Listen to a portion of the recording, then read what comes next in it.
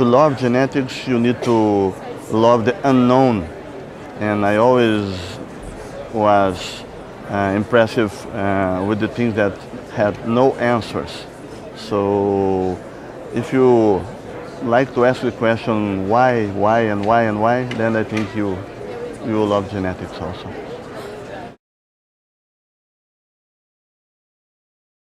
Oh, something different that this, when we just started to run the lab in Brazil, one of the first cases that we received was a paternity test.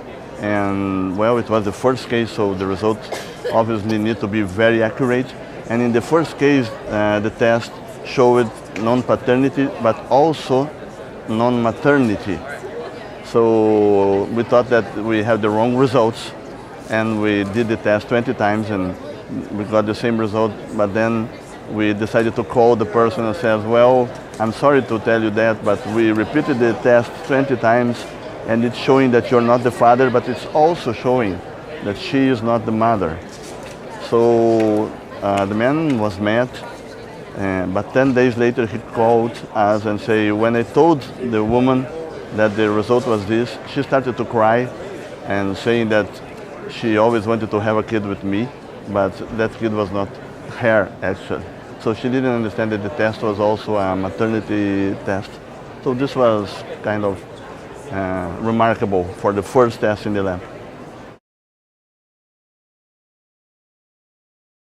When I graduated in Brazil, I didn't have any sort of lab training there during the whole medical school. We didn't have this kind of access there in Brazil. And then when I finished my pediatrics residence training, I decided to go to genetics, and then I came to Vanderbilt.